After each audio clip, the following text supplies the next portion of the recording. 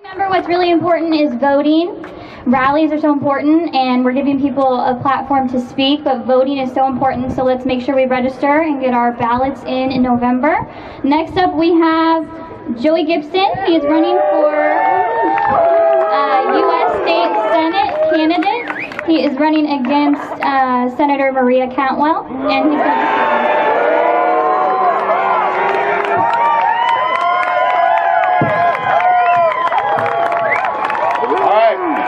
Thank you for coming out here today to stand up for freedom, to stand up for the Second Amendment.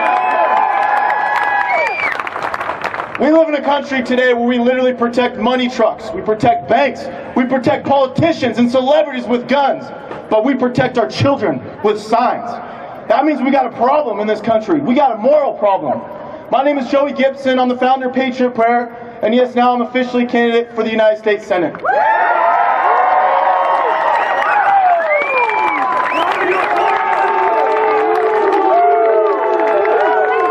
I think we got some cowboys in the crowd here today.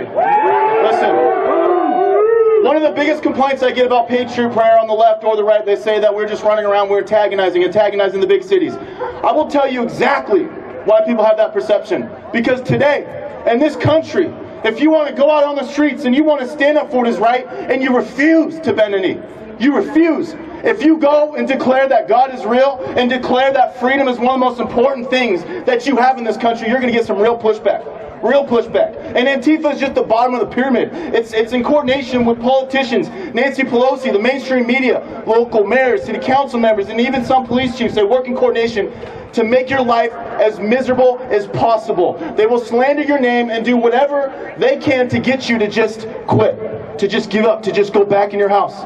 Go back in your house and keep your mouth shut. See, this is the thing. And we refuse to bend a knee. When we see that something is wrong, we see it in the city, we are going to go and we are going to antagonize and we are going to push back, because it is time for those who believe in freedom to be more aggressive. We can no longer sit at home. No more.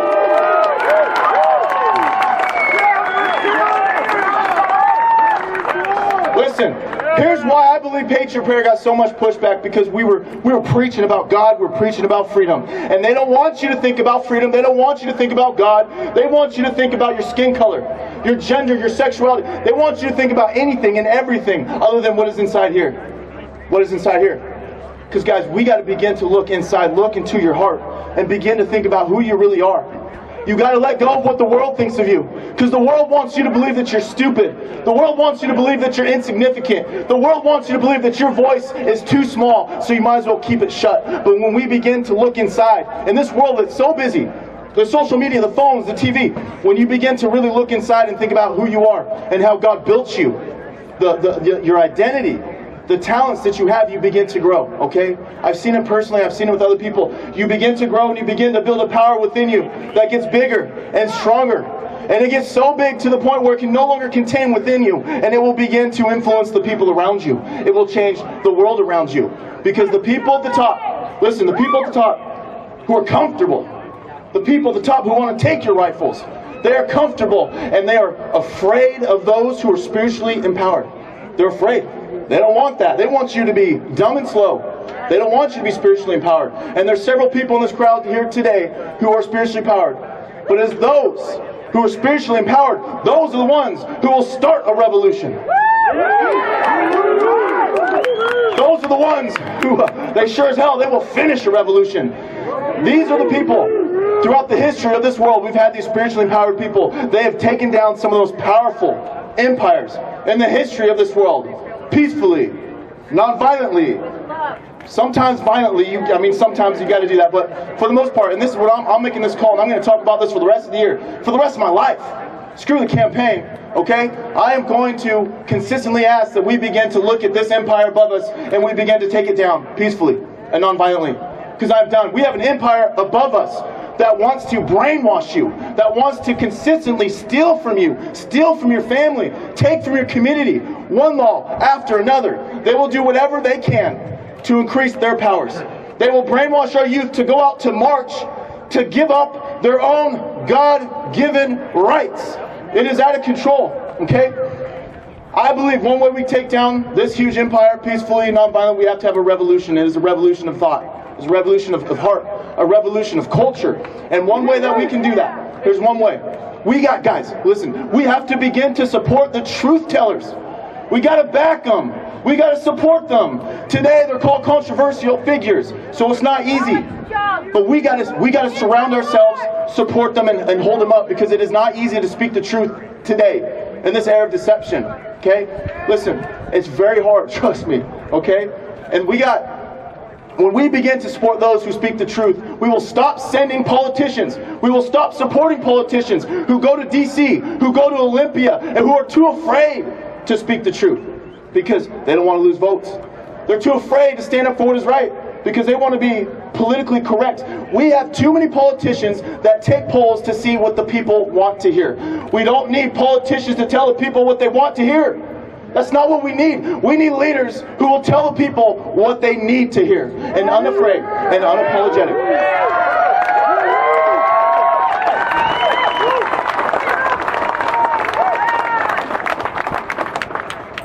One of the ways that I want to participate in this revolution that we're having in the West Coast, the Pacific Northwest, is I want to do everything within my power to preach freedom first. Freedom first. It's got to come back to our culture. We got to bring it back to the youth. We have to begin to talk about freedom as much as we possibly can, because the people at the top, they hate it. When you put freedom first, you put freedom to the front of the line, it brings clarity into your mind, into your heart. With every single policy question, you ask yourself, does this increase our freedoms or decrease our freedoms? Because listen, we don't have to have less freedoms. We need more freedoms in this country. That's right. We do not need more gun laws. We need less gun laws in this country. Okay?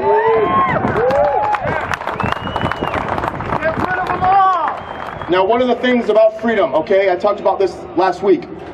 The essence of freedom, the spirit of freedom, the foundation of freedom is the God-given right to be able to protect freedom, to be able to protect your country, to be able to protect your family with the Second Amendment. It is something, okay, here's what I believe. There's certain rights that I do believe they don't come from this country, they don't come from the Constitution, they don't come from other people, they don't come from this world. They come from God, ladies and gentlemen. They come from God. Amen to that. Amen. One of the things that I believe that God wants, and I'm not speaking for God, this is what I believe. I believe that God wants a country where you can do and say, it's free will. You can do and say whatever you want, as long as you don't take away someone else's rights, as long as you don't hurt other people. Okay? See, the government is supposed to protect our rights. So you can't steal from people, you can't murder people. That's what the government is there for, to protect your liberties, not to take it away. Okay? One of the things, God gave us this right to be able to protect our freedoms, I believe.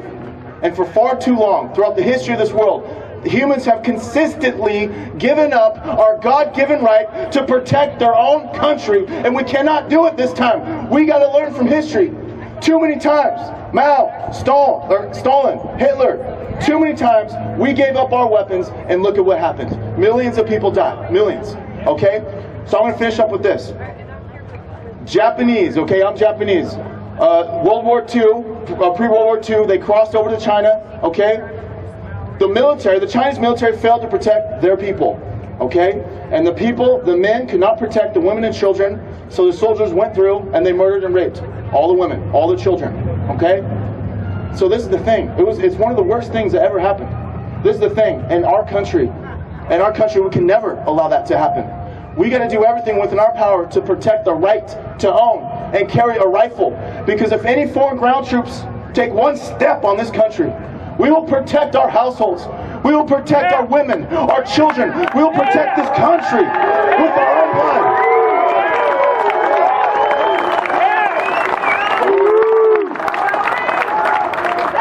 We will never, ever allow that to happen in this country. The question is, at what point are we going to stand up? Those who believe in freedom. At what point have you said enough is enough? Because every single year they push and push and push. Now it is time for us to take a stand, to refuse all this agenda that they're pushing on us, and really bring freedom back to the Pacific Northwest. Ladies and gentlemen, thank you very much. I appreciate it.